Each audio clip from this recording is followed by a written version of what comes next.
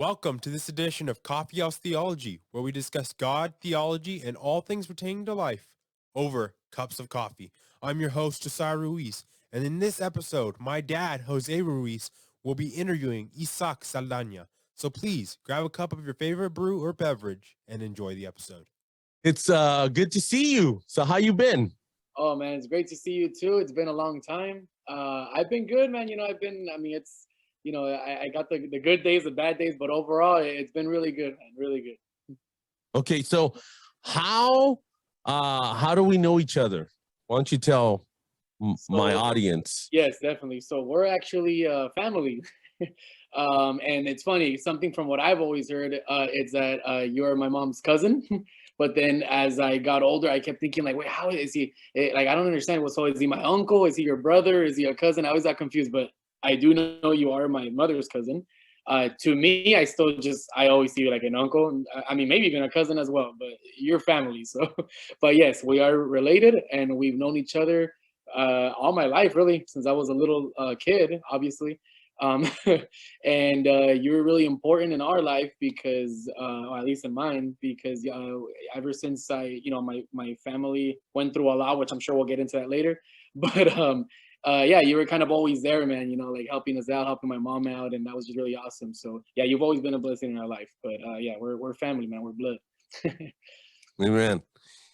And the interesting story to that is that there's that side that I call family. We're not blood per se, but we are by the blood of Jesus Christ. And you guys always embrace me as true family. So if you're wondering, like, well, but then how? My stepdad, who, if you guys saw my testimony, I talk about, not a good guy, he's not a believer, and I pray that one day he comes to Jesus Christ. But his family, his side of the family, always embraced me like family, like he never did, unfortunately. So that's how, my cousin Lucy is Isaac's mom, and she's my cousin, and we're family, and we're even deeper family because of Jesus Christ. She is a faithful servant of Jesus Christ and shares the gospel wherever she goes. And so she's impacting lives. She's like my star convert that has never let me down. Yeah. I've had other converts that, oh brother, but not your mom. So so Isaac, you I remember you called me one time. I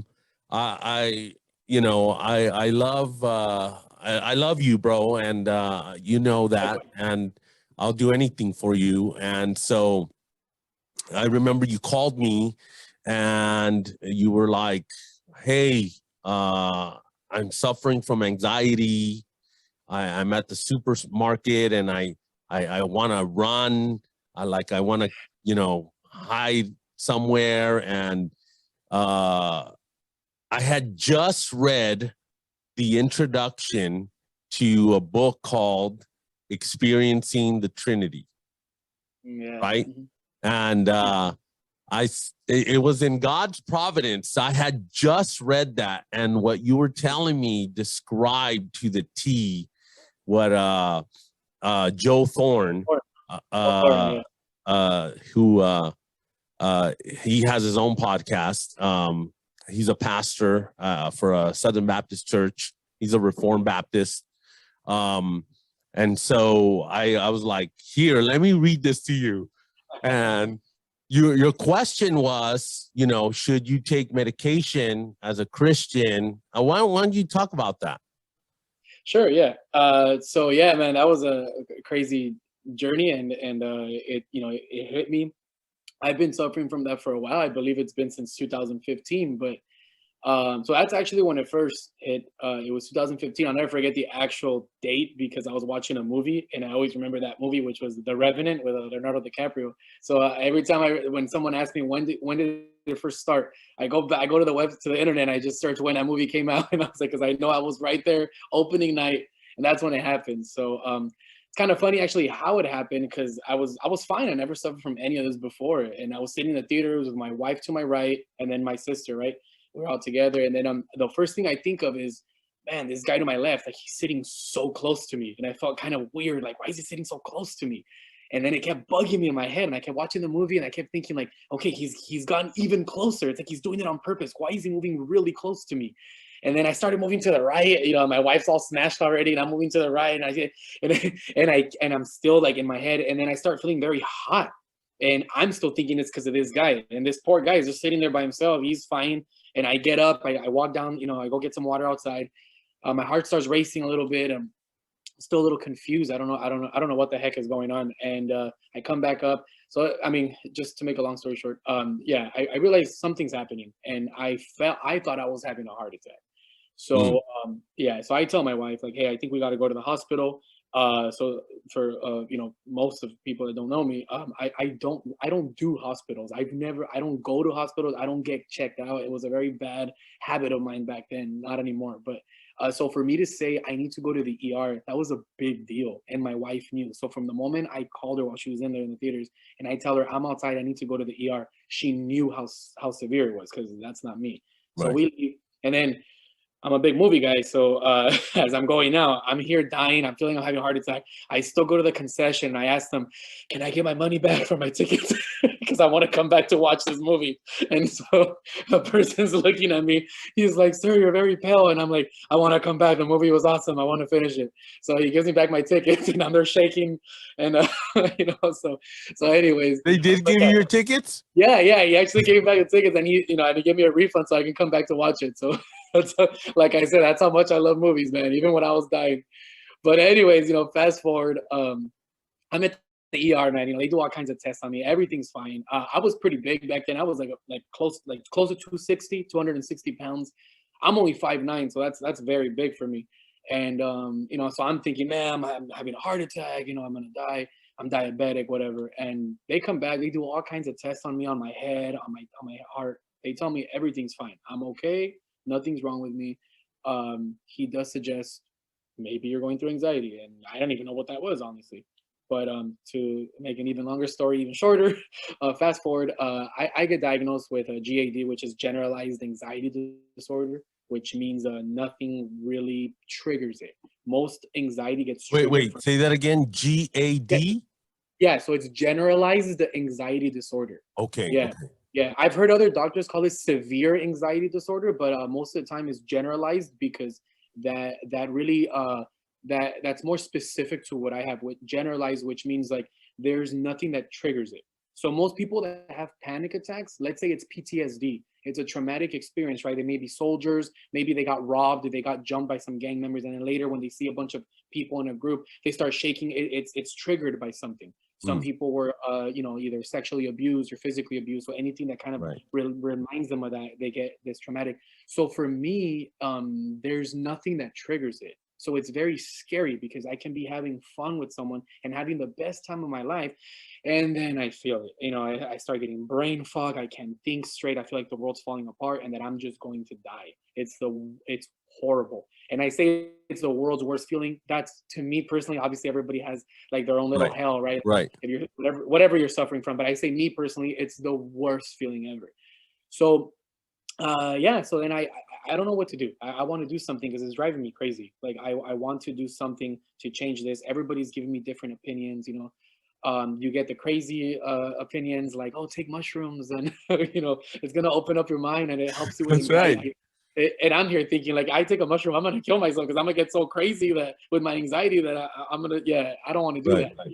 that. So anyways, yeah, I don't know what to do. And so I start, and then I don't know if we'll go into this later or not, but I did get into drugs. So that was something that I just wanted to avoid. I didn't want to do anything that was drug related, even medicine, because I was Okay. trying to be very clean from my past. which Right. if we get into that, we'll get into that later. But yeah, so I was just very scared. I wanted to try things natural. I don't know what to do. So one of my doctors prescribed me a medicine, and he asked me if I want to take medication, and I didn't know what to do. I didn't know what to do. Like some people tell you, you have like a lot of extreme, I'm obviously I'm a faithful man, so for me, I don't know what to do. I'm thinking like, man, I'm getting these extreme spiritual people telling me like, if you take medicine, that means you don't have faith in God, which Right. I've always thought that was very dumb. But at the moment of Right. me going through this, still makes me think, and it confuses me because I'm thinking, Right. I'm like, what if that's true? What if I'm not, I don't know, and I should have known better. It's not like I don't know about this. It's not like I don't know the gospel or the dog, I mean, but in that moment, I'm thinking, what if I'm not having faith in him? I don't know. And then there's people telling me all kinds of different things. And I speak to my mom, and I was like, Mom, what do you think? And she's like, well, I think it's sometimes, these things are actual chemical imbalances. It's an actual illness. Like you need help. And even in the Bible, like Luke was a physician, like they make medicine for people for certain things. And maybe Right. that's what you need. Don't ever think down on yourself. And then I was like, man, you know what? I'm gonna call Jose. Like he's, he's my spiritual mentor. He's like my go-to. Let me see what he says. And then and then what you said earlier, you start telling me about this book. Man, I don't remember if I buy it immediately or you send it to me. You bought it. I think I bought it, right? You were talking and you're like looking it up on your phone, and you're like, I already Yes, ordered it. Yeah, that's what I did. Well, we That's were how I talking. knew someone serious. Yeah, exactly. You were talking. I put you on speaker. Yeah, I remember. I went on Amazon, and I was like, bought it. It's getting here tomorrow. Now, tell us about the book. You read it several times. What did you think, or how did it help? And did you tell your doctor about the book? Yeah, it definitely helped. And I'm gonna be real. It's obviously not something that cured me like the next day or anything. Right. Obviously, we all know it doesn't work that way, but it definitely helped me. It was a perspective that I needed to see, especially in the medicine aspect. It's something that opened your eyes. And honestly, this is being spiritual or even non-spiritual, like even just I guess worldly, whatever you want to speak of in general. It works both ways. Like medicine is good if you are sick, if you have some kind of chemical imbalance, like you need medicine. Like that's what it's for, and that book helped me really realize that too. Like seeing this guy Joe Thorn's testimony and what he went through, and how I would add medicine that works. Yes, there's therapeutics that are forcing on people that don't necessarily work. True. Yes, that's very true. So let's throw that caveat in there. No, yes, you're right on that. Yeah, and then these actually, I'll go even more specific. These type of medicines, they call them SSRIs, which are like serotonin something receptacles. I don't know, but it's supposed to help your brain absorb more serotonin because you're not absorbing enough. Hence the chemical imbalance. Yeah. So it's not allowing you to feel happy. It's not allowing you to feel good. And then your brain goes into fight or flight mode. Hence also the anxiety attacks, the feeling of dread. And then that goes hand in hand with depression. It's on the same part of the brain. So you're now dealing two crazy demons. You're dealing the demon of anxiety and the demon of depression put together. And it's terrible. It's crazy. You're losing your mind. So then so I read that book and I started reading his testimony and how he thought the same way I did. He was freaking out. He didn't know he was to take it. He also had the people telling him that, no, like it's, it's not good. It's not, your faith is not strong. And then he had I believe he has that one person, right? I think it was one specific person. Yeah, it's a theologian actually who had just read his book, his previous book. And he shows him how in church history, there's a lady who, she drove her husband to death, and they literally had to force psyche or what's medicine down her throat, and then she found relief. So it was in God's providence that excuse me, I read that book. I'm not the book. I had just read the intro, and I gave it to some other family member too, because they were suffering from mental health. And yeah, I mean, it's just, I think, I don't know much about, I'm not a mental health. This is not a channel for psychological advice, but I do know that there's help out there. There's good advice. Yes, there's people that say, well, you know, you should go on an LSD trip, or, you know, if you watch Joe Rogan's podcast, he's gonna promote, you know, marijuana and all that. So for other people, you know, that just won't do it. It will exacerbate, you know, the anxiety. You know, when I used to partake of the ganja in high school, I always felt paranoid, you know, like everybody's looking at me. They know I smoked a joint. Yeah, it's always that feeling like everybody knows I did it. Yeah. And so, you know, especially in high school when you're think everybody's looking at you, what you're wearing, and so you're just adding more anxiety to your life. So don't do weed. Yeah, and then I'll add it to that. I'll add it to that as well. Like so I used to do it as well. I used to do it a lot.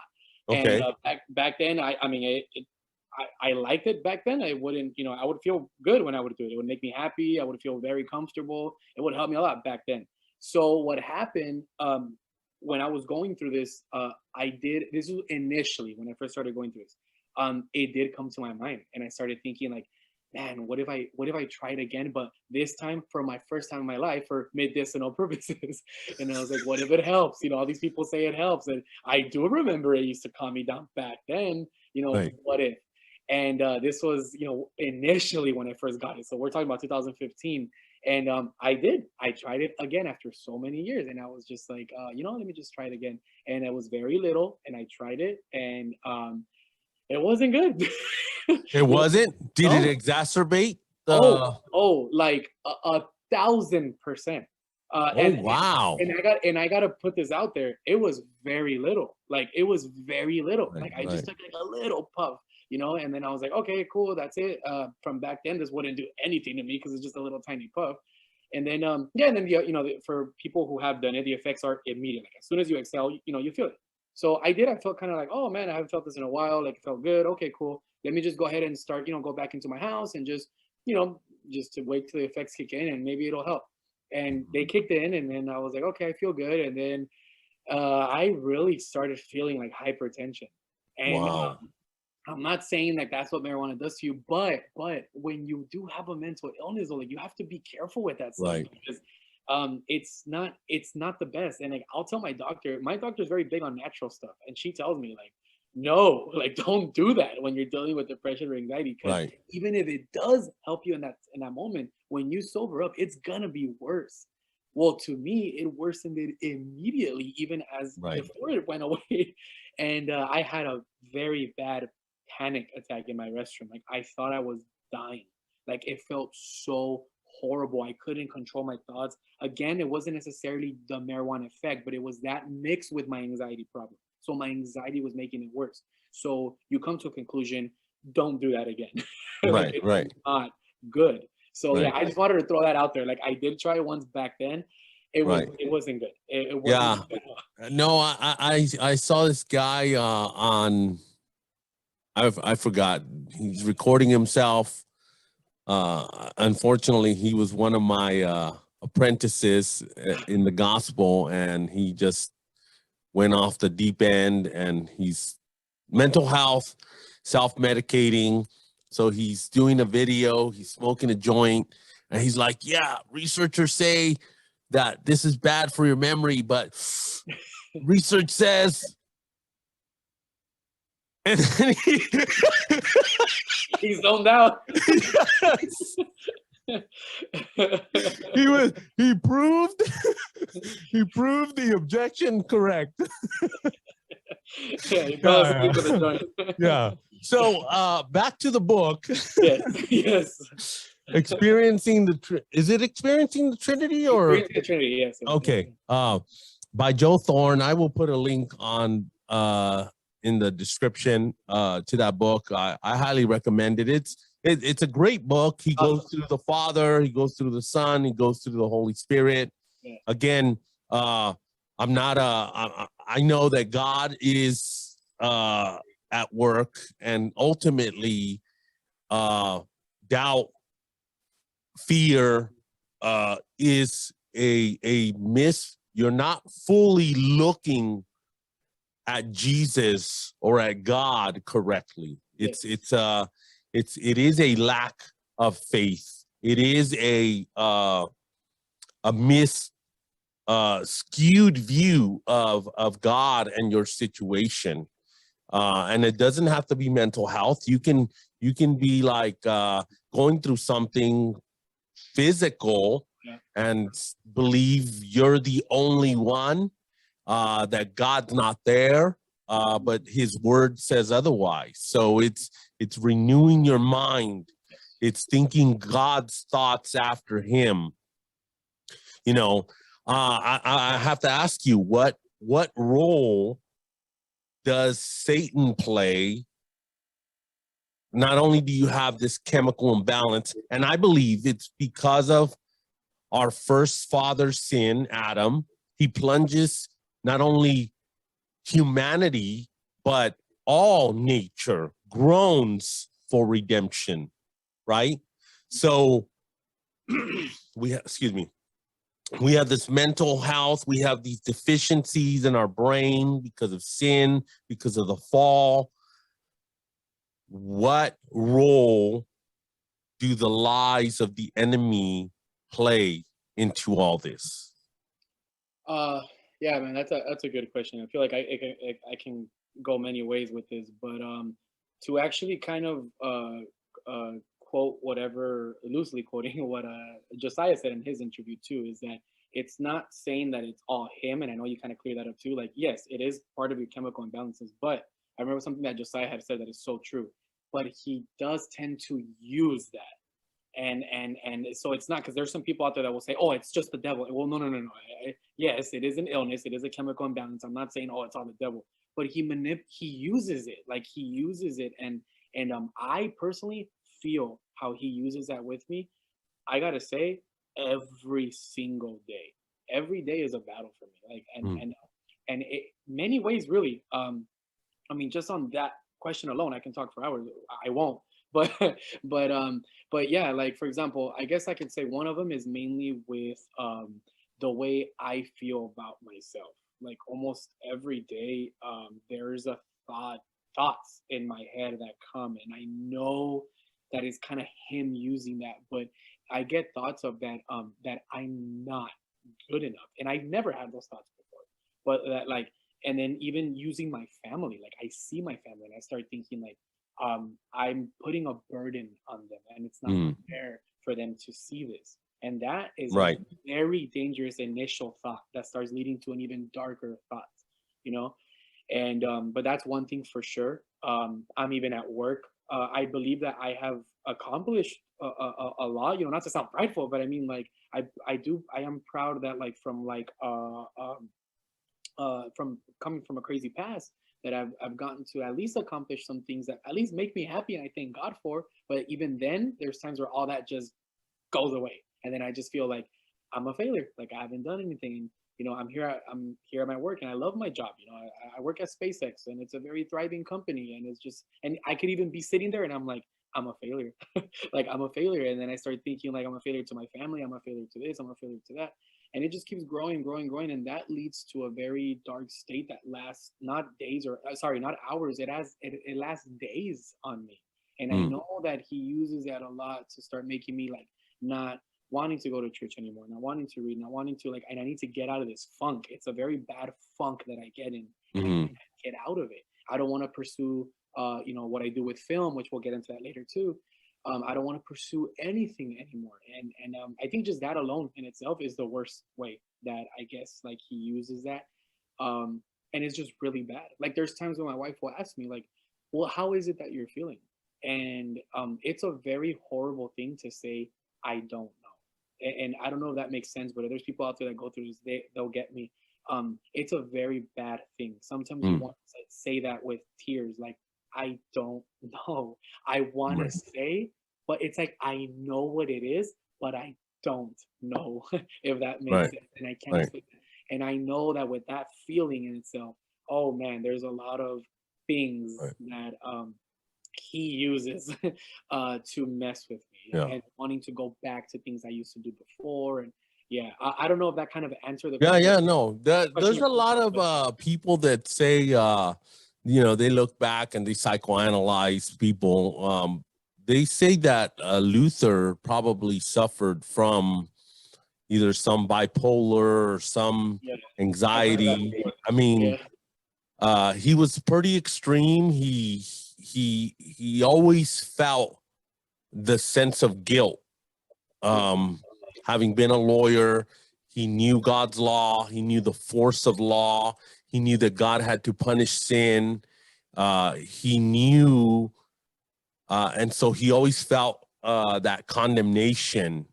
Um, so he is. They say that he probably suffered from some mental health, but one of the things that he discovers after he reads Romans is that he needs to preach he literally says that he would say, I bash the gospel into my head every single day. And I really think that's not just for mental health. I think that everybody is needs to hear the gospel, needs to be saturated in the gospel. Because if you tend to be struggle with pride, then you need the gospel, because the gospel humbles you. The gospel is about the work of another, Jesus Christ, who we can never measure up to. But we need the gospel when we feel worthless, because the maker of the universe wrapped himself in human flesh and went to a cross for you. See? So you were worth dying for. And it's not the gospel is not he died for this vague group of people. He died specifically for people in mind.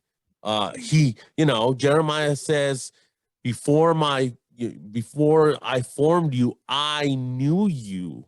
So there's an intimacy of knowledge for the redeemed, the saved.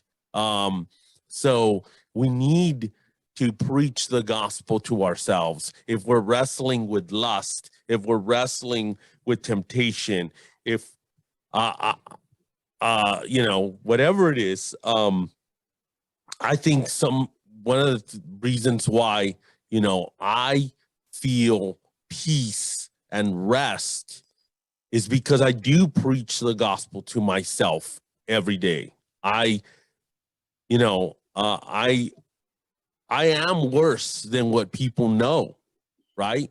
But God loved me to die for me, so that makes me, uh, you know, uh, uh, uh, uh, I receive grace because it's grace. I don't deserve it, yeah, and I deserve his wrath, and in mercy, he doesn't give me what I deserve. So the gospel is the cure for, yes, we do. God gave us doctors, and he gave us medicine, and he gave us, some people take supplements for vitamin D, I was actually, I was during the whole pandemic. Uh, there was a doctor on Joe Rogan, and you look it up. It's a 9-minute clip, and she's talking about vitamin D and how the darker your skin is, the more deficient. She said, first of all, everybody is deficient in vitamin D yeah, here in America. So the darker your skin, yes, you don't get burned, but your body doesn't absorb the vitamin D from the sun like a lighter person that can get skin cancer would. So we are deficient. So what do? We take supplements, right? So, but we also should have the sun, we should be out. We should be, so in the same way, if you have mental health, maybe you need a little help, but you also need to bash the gospel into your head every single day, like Luther did. Okay. So that's my encouragement. If you're not going to take pills, or if you are, you need the gospel anyway. I would say at least that it's the perfect combination. How about that? Yes. Because to me personally, it has been the perfect combination. Medicine because I need it, but then continuing, obviously believing, reading the gospel and just implementing that in your life, man, it's a big boost, man. Big boost. And I think if it wasn't for that, I can honestly say, I don't think I would be here right now if it wasn't for that alone. So I think the combination of medicine, because I do need it, but along with the gospel, because I do need that as well, probably the main one I need, is a perfect combination. So I agree with you, man. Medicine if you need it, and the gospel because you do need it, and mixing it, and it's a big, it's better than any vitamin you can take. So you're married, Yes. right? To Rosemary, and how many kids? 2 kids and 1 on the way. Oh, congratulations. Yeah, thank you. All right. So you're halfway there to a basketball team. Yeah, pretty much. So how'd you meet your wife? So I actually met my wife at church, and it was church that I used to go to years ago. And she was there. She's like about 4 years younger than me. So then she wasn't really in the group that I was at,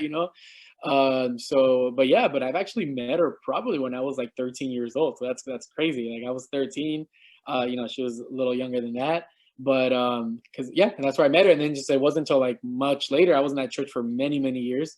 And it wasn't until much later. And then I just it was weird. We just started dating, which was very weird because we knew each other since we were little. And then many years later, we started dating.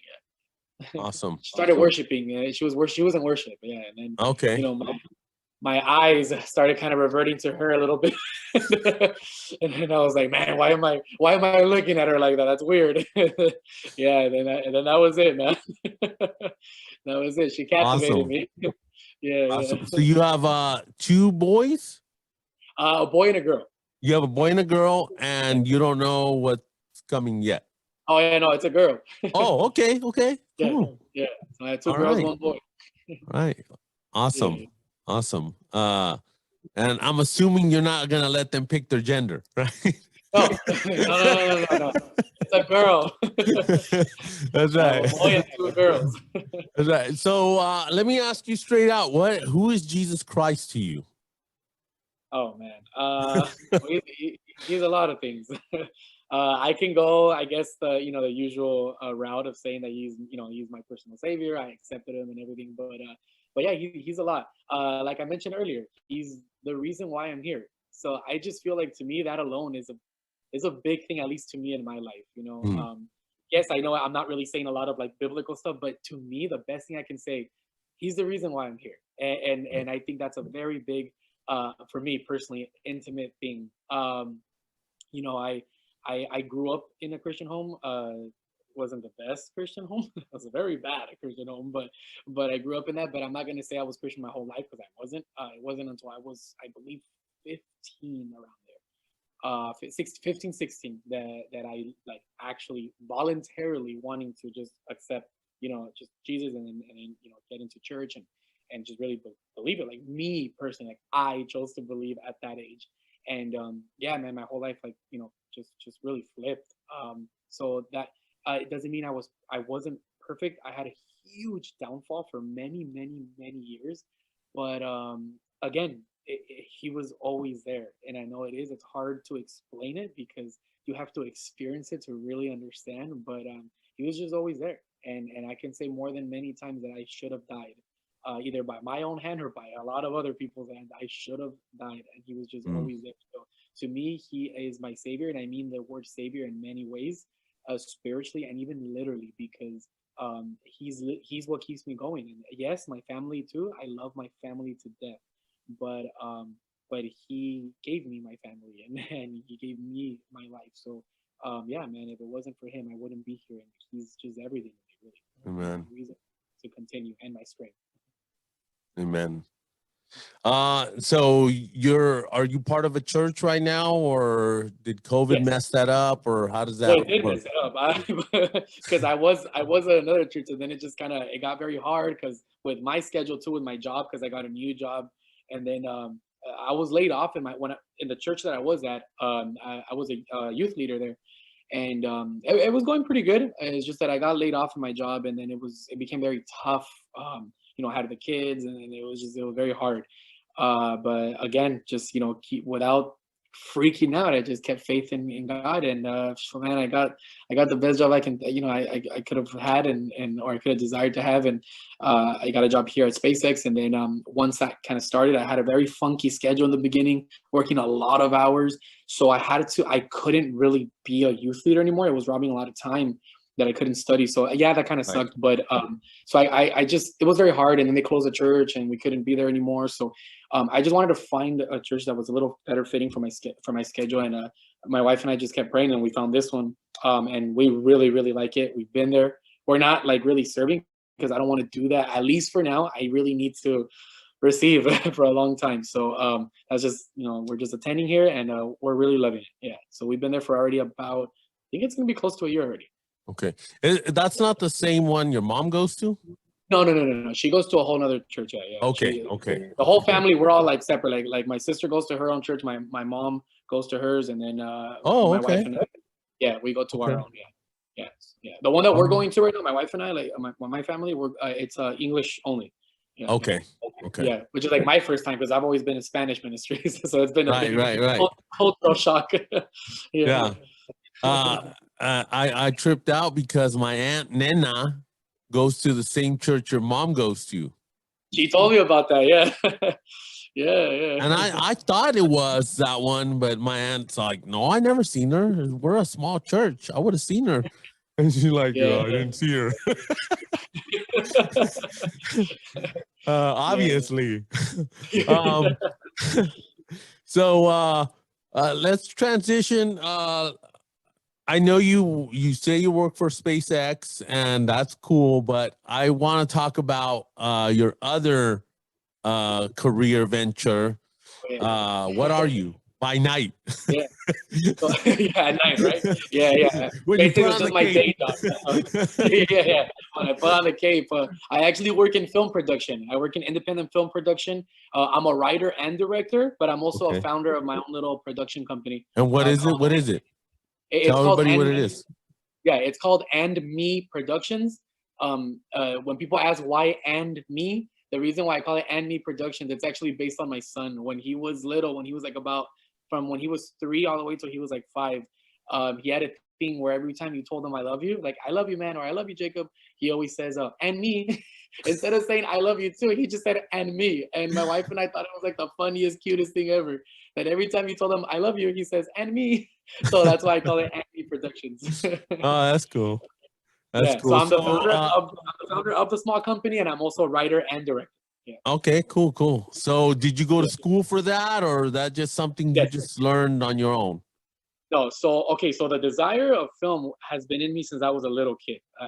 Always obsessed with film and what it means, the way they make it, how creative it is, just everything in itself that film stands for. Not just like, oh, movies are cool, but like just I mean, since I was a little kid, I would see it as an art form. Like really, like as a kid, I would view it as art, and I loved it, and I always knew I want to work in this, not just work in it, but I want to make them.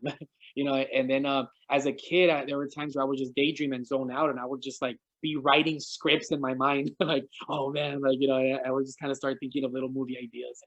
So yeah, so unfortunately I didn't go to school right away after high school because that was the kind of age or the time where I was a little rebellious. So I was getting into a lot of bad things and I wasn't really, my mind wasn't there. So then right after Right. high school, I mean, thank God I even graduated.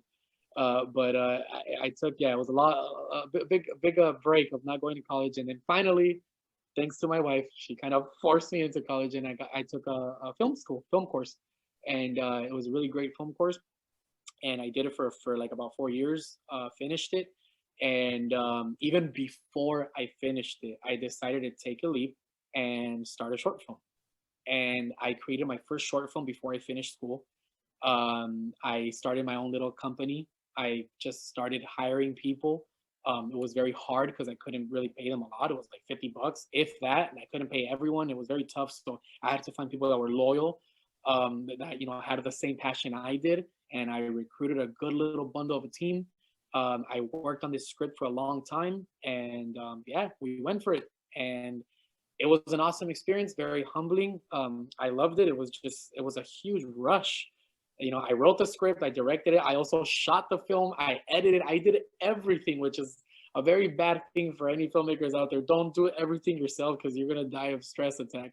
But I did everything, I did everything myself, and very amateurish film. You can tell right away. But I submitted it to film festivals. I said, why the heck not? And even my own team members didn't believe in it. you know, I went around. I mean, just to say that the one that composed the score, like the music, the original score, was my brother-in-law. So it was Rosie's little brother, right? A very talented guy. And I asked him, I was like, hey, hey Javier, what do you think about the film, man? Like, we're gonna submit it. Do you think it's like award worthy? Do you think it? And he's like, no, I don't think it's award worthy. I don't think it's gonna get us anything. He's like, but I think it's, but I think it's cool. So and right there, my face is just like, I appreciate your honesty. Right. I mean, he was being honest. I give him that. Right. But I was like, Right. hey, I appreciate it. It sucks. I appreciate it, but hey, that's cool. And man, I will never forget. It was. I submitted to a few film festivals, and the first one that came up, I was at church. It was a Sunday. Church finished. I was just there, trying to pick up my son from his class. And I get a notification on my phone. I open the email and it just says, congratulations. Not only have I been accepted to a film festival, but I won like 3 awards for it. Wow. I was just like, what? Like, Wow. I forgot about my son. I got my phone. I called my entire crew and the cast, and I was like, guess what? We got accepted and we won. Like, yeah, and it was crazy. And then one of the awards that I got was actually best original score. What my brother-in-law did, what he didn't believe in, he didn't believe in anything, and he got the award for best original music.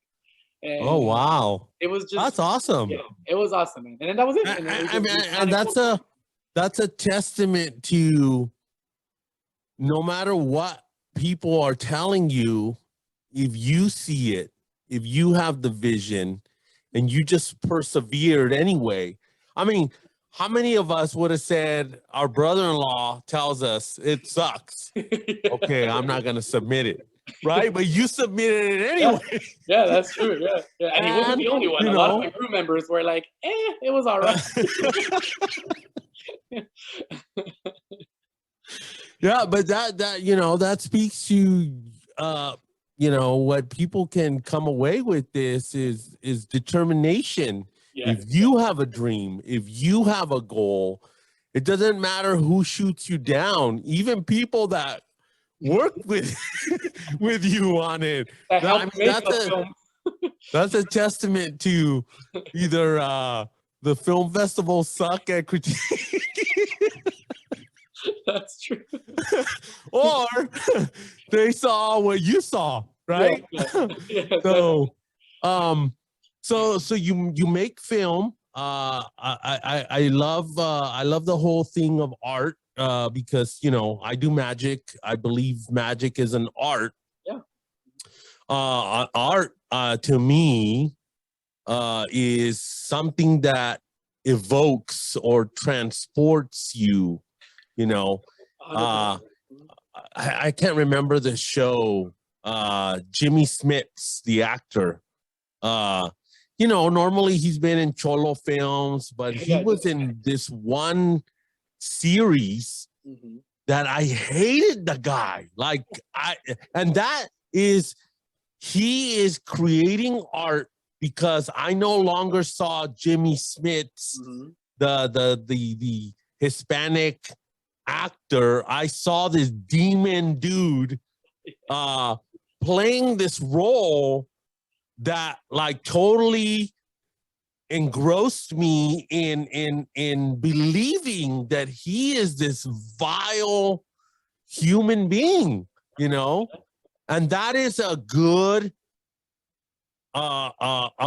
playing a role that is creating art because he's evoking in me, you know, if you watch a movie and you say, oh, wow, he's going to get up and film it again. And, you know, no emotion, no buy-in. You know, that to me is art, and magic does that.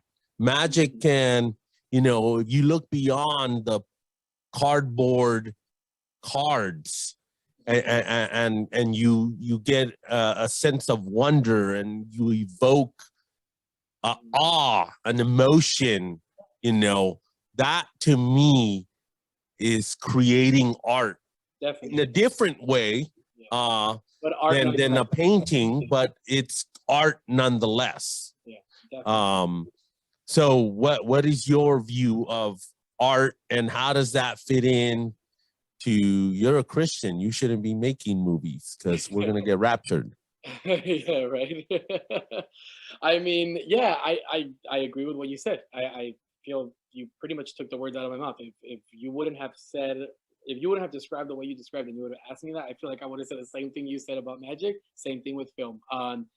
Anything that really evokes emotions, it's something that someone created. You're watching these moving pictures, because that's literally what a film is. It's a moving pictures all compiled into making this one thing that could either make you scared, it could make you laugh, it could make you cry, you know, it could make you connect with the character, it could make you, like, there's just so many things. And how can that in itself not be viewed as art, you know?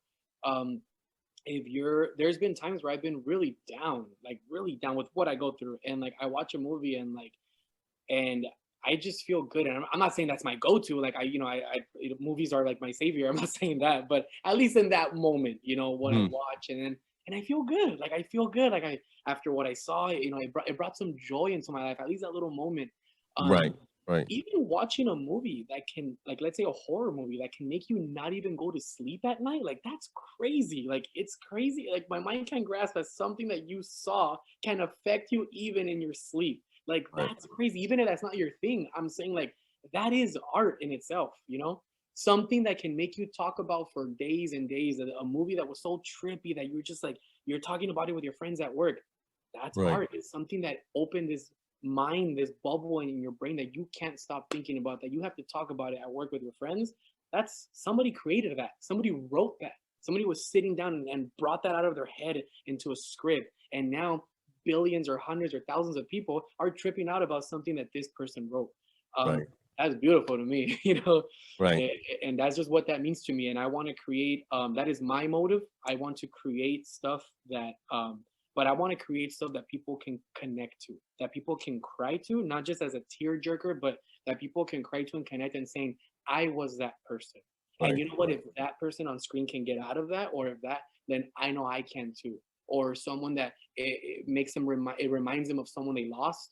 I just want to evoke those kind of emotions on people, and things that have helped me in my life. I want to bring that into the screen, and that's what motivates me. My life motivates me write my scripts. So every single script I have is motivated, inspired by something in my life. Yeah. And I bring it out in art form, I guess you can say. Right. How important is story to your film? Like, you know, Jesus spoke in stories and parables. You know, the Bible is a continuous story. you read Judges and there's drama, and you rip, the guy's wife gets sexually abused and he cuts her up in pieces and sent, the Bible is very graphic. There's horror in the, every kind, it's a very graphic book, it talks about sex. There's poems, there's treason, there's Brutal betrayal, murder. brutal, yes. If the standard of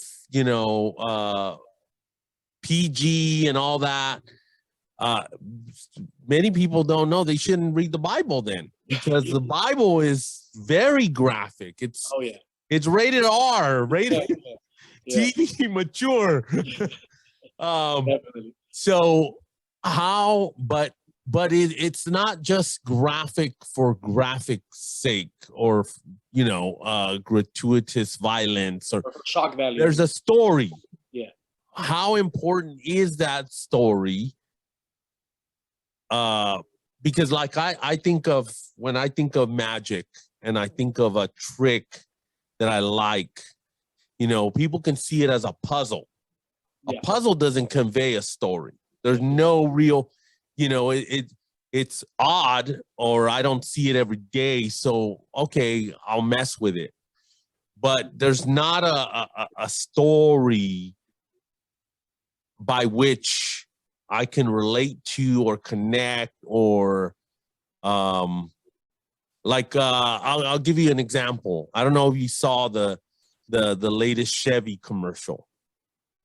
It's like a 4-minute.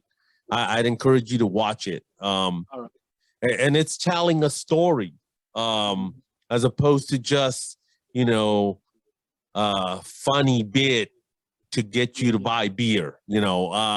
So how important is story for you in your filmmaking? Well, yeah, to me, really, story is everything. Of course, technical aspects, they always say like sound is the most important, which it is, because if your film looks extremely beautiful and you shot it with the best camera ever, but your sound really sucks, then they're not going to want to watch it. They say, there's so many things, but to me, I think it all starts in the story.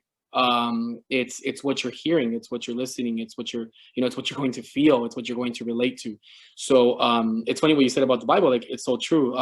Even Jesus himself, like, I get why he spoke in parables. I just gave the example of like talking about a trippy movie that you saw.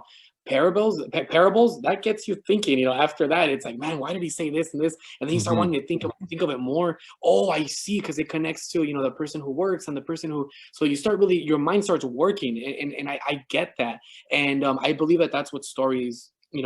That's what storytelling is to me. It's very important for that. I know there's certain movies, let's say even horror movies, that just stick to shock value. They just want to shock people with the gore, and I'm not, that's their thing, then that's cool. But to me, I feel like a story should be able to reach someone's heart and mind, really. At least that's my personal thing. I'll say it again, what I said before, it's relatable. I want people to relate to things. I want a story to really sink into your head and your heart, and you could really connect to it. Because to me and my storytelling is reality. I include a lot of mental health in my storytelling. I include a lot of trauma, stuff like that. Everybody has something to connect to it. Right. So to me, the important thing of storytelling is really reaching out to people, and not just to a specific audience, but reaching out to as much people as you can out there. And that's my importance in storytelling. Yeah.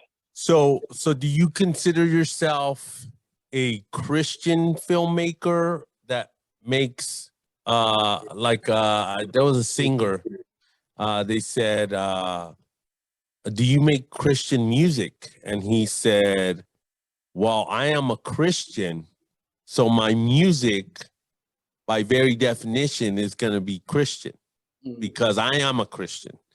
So which takes me back to Luther, where he talks about, if you're going to make a shoe, don't put a Christian cross on it. He said, make a good shoe. Yeah. So And let's face it, Christian movies today suck. They're cheesy. Nobody watches them. I mean, you think of the one that made so much money for like Mel Gibson. It was gory, bloody. It was long. It was in Aramaic. You know, so, but it was a good film. Yeah. That told a story graphically that, you know, I forget how much millions of his own money because no one else wanted to touch it. Yeah. And then he like quadrupled his money, his investment. So what do you try to convey? Is your filmmaking Christian, or what's your view on that? That's a good question, man. I get that asked a lot, actually. There's a lot of people, especially, I mean, well, obviously I'm Christian, so a lot of people around me within my church or churches that I've been to, or even family, like they'll ask me that.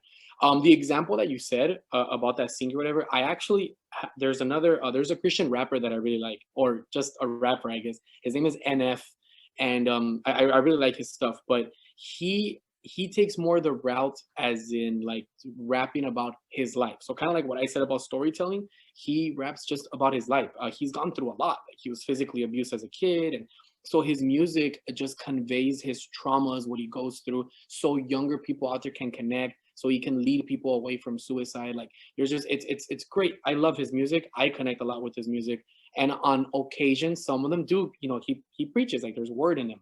But they interviewed him once, and they asked him like, oh, so what would you say? Would you say you're a Christian rapper, or what are you? And he said, I love his answer, and I'm gonna explain his answer because I feel like that's my answer as well for film. he said, I'm not a Christian rapper. I am a rapper that is Christian. And he said, so my music, and once I say I'm a Christian rapper, you put me down into a field that's specific for a specific audience. Like my albums now have to be at a Christian store, sold only to Christian people. He's like, that's not who I'm trying to reach, the world, not just churches. Like, and I love that. I was like, whoa, like I love that. Right. So, and then you have a lot of church members right away that said, "Oh, he's gonna burn in hell now." Of course, there's some people that you can never win. You can never win. So, okay, so I'm the same. I'm not aiming to make Christian movies. I am Christian. I'll never be ashamed to admit that. But I want my movies to reach and touch people the same way my surroundings, how God has touched me. I'm going to implement that in my films. And I'm going to try my best with my storytelling to reach people in a way where they can watch it and say, okay, this didn't feel corny. Like, I don't know, maybe God's not dead, or I don't know. I'm not trying to, I'm just using that as an example. I'm not attacking the movies. But there's some people, like I've heard people say, like, I tried watching it, man, and I can't. It's super corny, and it's just like, it just feels like Christian propaganda. So to me, it really saddens me because I feel like, well, that's why they shouldn't be that way. Like the whole point is, I want to be able to recommend these movies to people so they can watch it, but it's hard when I can't even watch them. So I get you fully. I don't like that. So that's kind of what my movies are, and that's what I'm trying to convey. I'm still obviously very low budget independent filmmaking, so they're still going to be very amateurish. They might even, I mean, I hope they don't come off as cheesy, but obviously it's just, I'm not there yet. I hope to be the one where I can have the bigger budget and do things big, but at least the storytelling, I can guarantee you. Like, there's one that I just finished and we're working right now in post-production. It's called Where Do I Go From Here? And it's actually based on my life. It's loosely based. There's some things that were kind of changed. Timelines were changed, so it could be more narrative. But it's based on my upbringing, on my struggles. And on that one, like, it's gonna be rated R. Like it's raw. You know, when I went through drugs, I wasn't a person that would just say like, oh darn, or like, no, like I would cuss. Like I had a bad mouth. I was dirty. I smoked a lot. Like I'm not, like and so the character is conveying the way I was back then. And I'm not, so it's not going to be like a PG version of what I went through. So to me, that's what storytelling is. It's being raw. unedited, you know, and not filtered. So Not sanitized. no, yes, exactly. So you see, if I say my film, that film, oh man, that film has a strong message. But if I say that that's a Christian movie, there's no way in heck they're gonna play that in churches because it's really bad. Like, you know, there's a lot of pretty bad scenes. So, but is that I'm gonna say what my pastor said, right? Because my pastor where I'm at right now, he actually lent me the church, and we filmed a very nice, powerful scene in that church. Okay. Yeah, very powerful scene, which is where like my life changed a lot. And it was right there, and we shot it in my church. And I told him like, hey man, this movie is, you know, blah blah blah. I pretty much explained what I explained now. Like, it's gonna be like, just so you know. And he's like, well, you don't have to excuse yourself. He's like, that is a testimony. He's like, you know, when you give testimonies, you don't just say, you're not gonna say like, oh, I'm not gonna mention the drug part because I don't want to offend people. Right. No, that's your testimony. So then, Right. yeah. So that's yeah. So I don't want to keep babbling about that, but yeah. Hopefully, I kind of made sense. Like that's where I'm going. You know, the storytelling is raw. But you know what? I'm just a film director who is a Christian and is trying to also send some messages out there that's going to reach people's lives. But I'm not going to label my films as Christian movies in that sense. Right. So let me ask you this. I saw one of your films, Sympathy for Evil. Yes. Okay. Yes. And I recognized the house. I was like, look, I told my son Josiah, he went around the house. Yeah. Yeah. If you know, you know. That was awesome. I took a lot of joy because I knew that. Movie trickery, man. I thought it was well made. You know, it wasn't cheesy. You know, I knew a lot of the people in it. So it was, you know, for that, all those reasons, like I could connect. I was like, oh, Stephanie. Yeah. And I was like, who's that guy with her?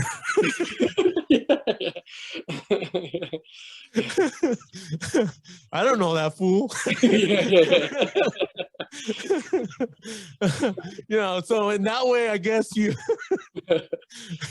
was believable that he was with her. Yeah. So what is the message in that movie? I mean, I saw the guy, he was like, at one point he struggled, and I'll put the link for that movie. It's on YouTube. Yes. It's not for kids. It's like a, what would you call that genre? I would say it's actually a psychological thriller in a sense. Okay. Yeah. Even though the movie in itself doesn't take a thrilling vibe the whole way, it's only until the last few maybe 2 minutes. Right. But it's more psychological, thriller. Yeah, because it's not a horror movie either. It's more psychological. Right. What's the storyline, or what was the message in that? Yeah, so I don't want to give too much away in the movie because, as you see, it does kind of lead you through many emotions until the very ending, and it's kind of gut punching. So I don't want to give too much away. I want, if you know, there's audience listening, they want to check it out, let them check it out. But I will give it's, you know, what we were saying earlier. Like there's a lot of stigma within the whole film and church, and so some people may see that and be like, whoa man, like, that was a little crazy. Yes, it is, but I worked a lot on that script, and I hold that script very dearly to me, at least personally. The title says it all really. Sympathy for Evil. Even that in itself sounds very like, man, how does that have a good message? Or so I wanted to create something very metaphorical, but as well also, like, throw some analogies in there, throw some symbolism in there. I believe there's a lot of people can connect with this in different areas. In my life, I've been betrayed a lot by a lot of people. So then in for example, I've been betrayed in a sense from my own family members. I've been betrayed by my own father, really. Which that in itself is a whole other thing. But I've been betrayed by pastors. I've been betrayed by there's a lot happens in your mind, really psychological, when you get betrayed by a lot of adults in your life, a lot of people that Right, right, love you, people that are supposed to care for you, people that are supposed to right, be there for you. So when this happens, um, really you're these people, you're meant to give your all to these people, your love, your attention, your time.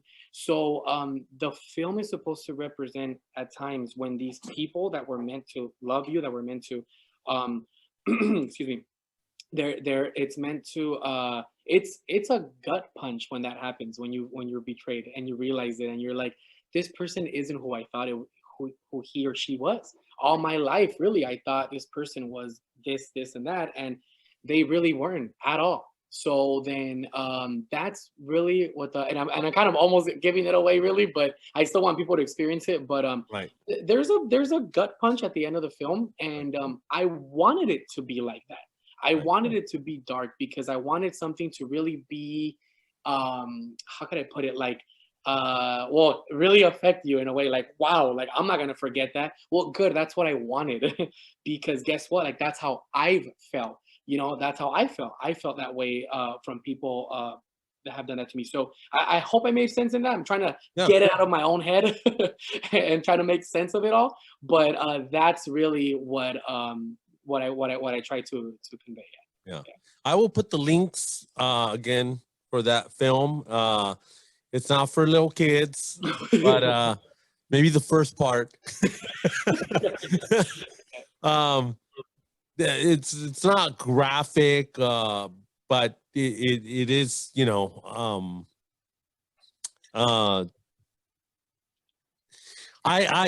I don't like so for example, we went Becky and I were at Big Bear and there was like a $5 movie and we went to go see A Quiet Place.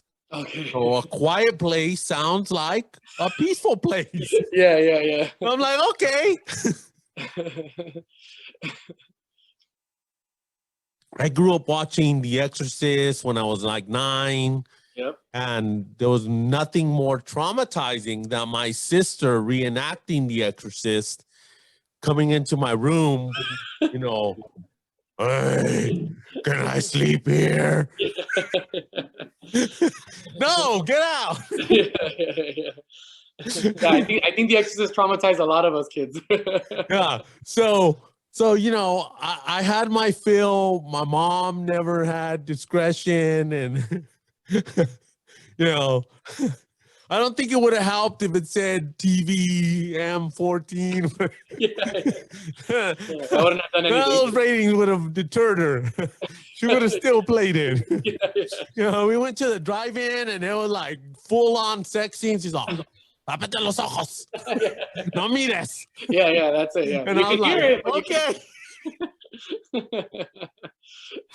I always thought that was funny from parents, like, cover your eyes, like, let there be sex. Like, you can hear everything, but you have to cover your eyes. Like, if that, it's probably worse because now your mind is trying to think. Yeah, exactly.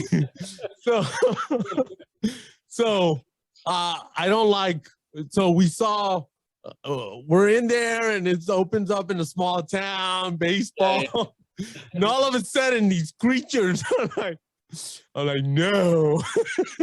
And that movie's pretty intense, man. It's very yeah. So I was like, no, I don't do this. I'm out of here. I even posted on Facebook, like, it was all good until these creatures start flying.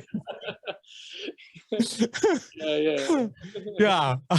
So the whole time I'm like jumpy. I don't like that. Yeah. If I'm jumpy, I need to have a gun so I can eliminate the threat. Yeah, just in case. But it's not like that. But it is a thriller.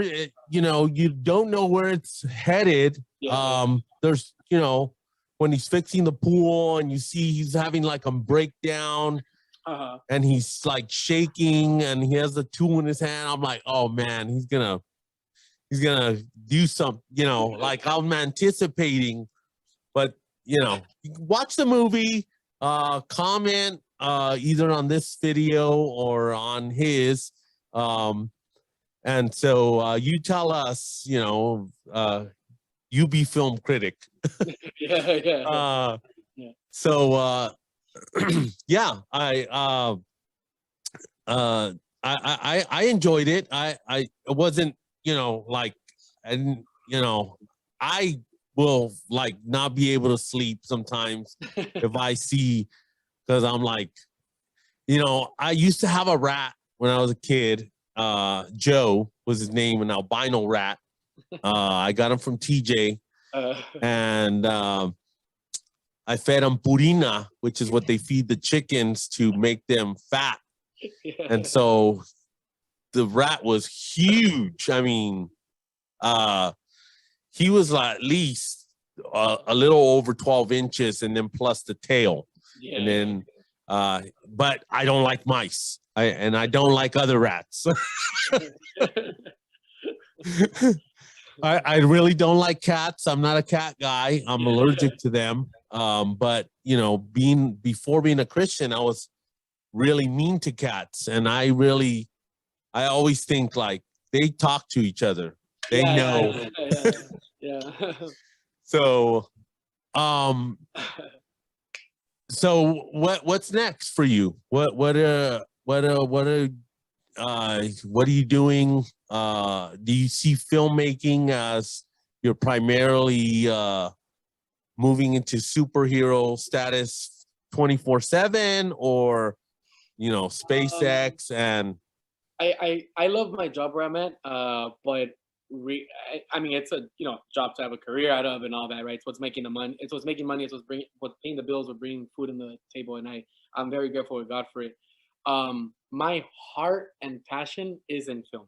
So to answer your question, I hope to God that I can blow up in that in the future. If it's something that's good for me, if it's something that will do me good, then yeah, definitely. Like I want to, I want to blow up in that, and I want to do good with that. And by blowing up, I don't mean like by Hollywood standards. I mean, I trust me, I don't. I want to still remain in the independent business, but blow up by meaning like I can make a career out of it and actually now work on it full time, or it's making me money.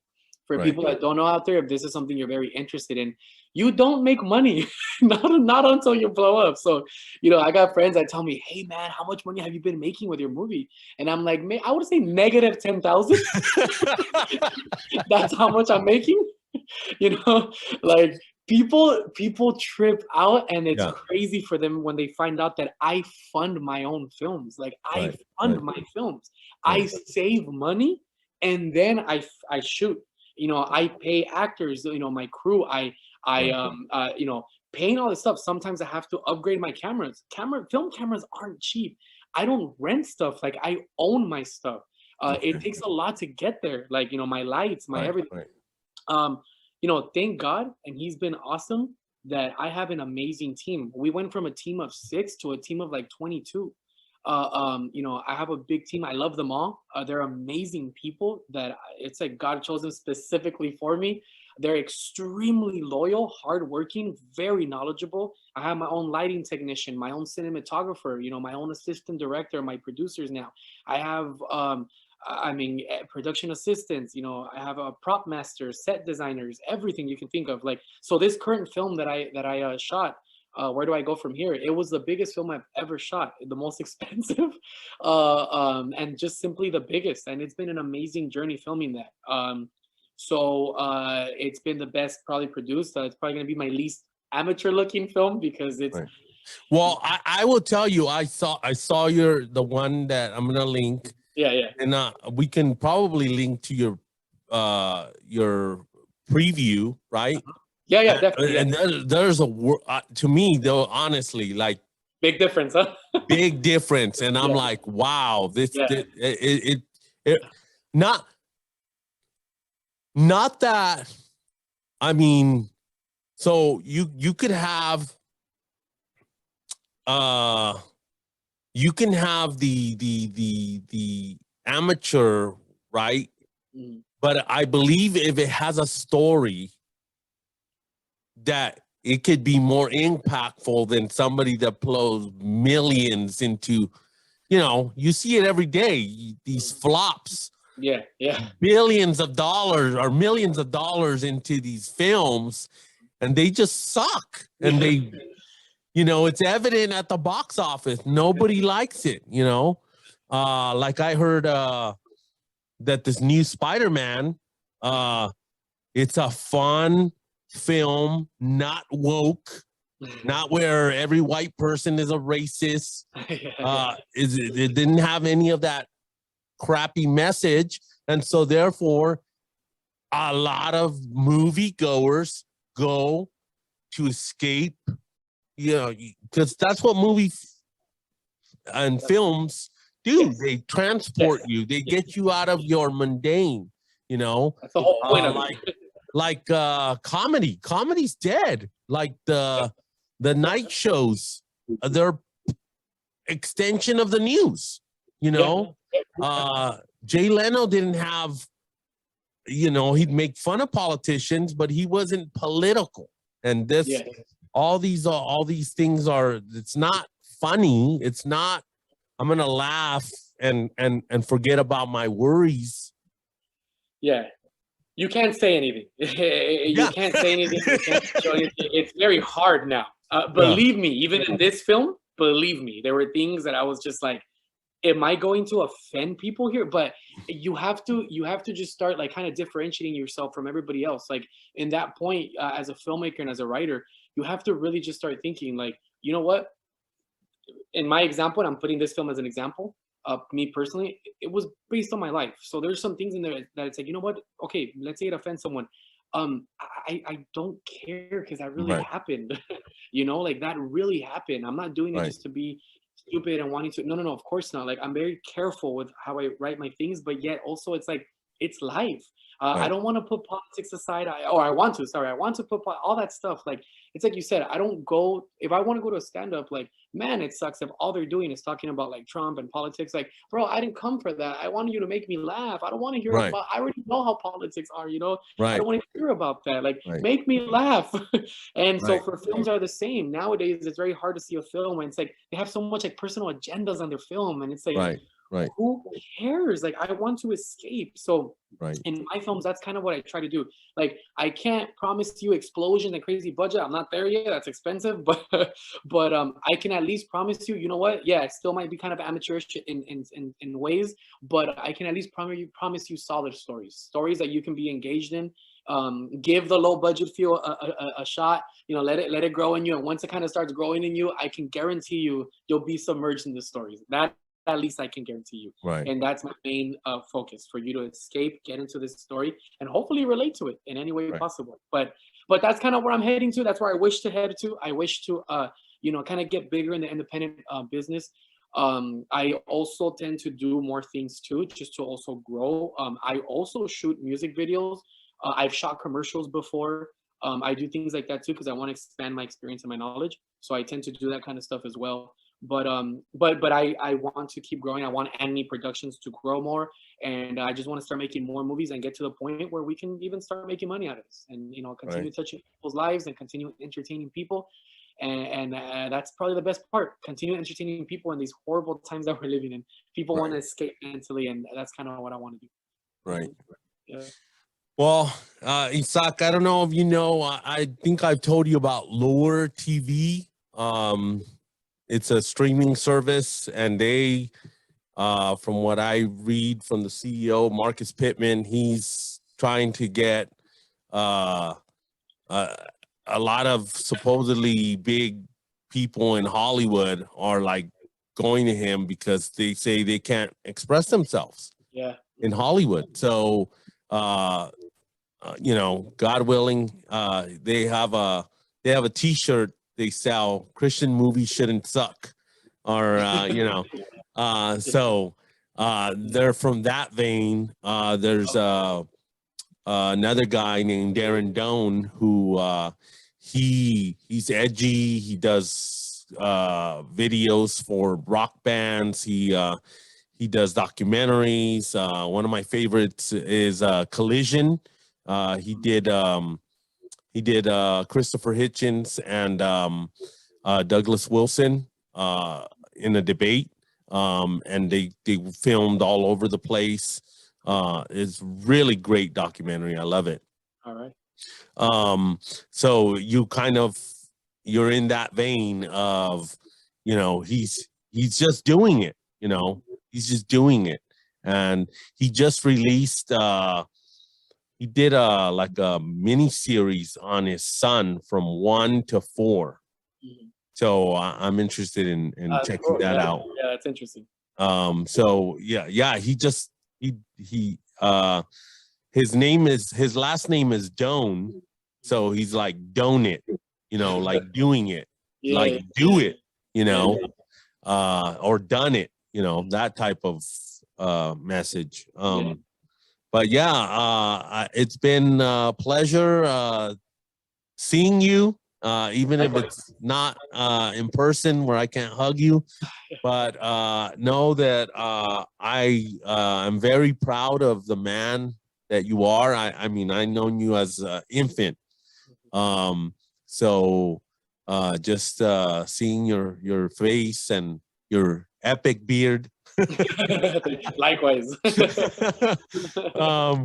No, I love you. I'm proud of you, and thank you so much for coming on and doing this with me. And hopefully we can do it some more.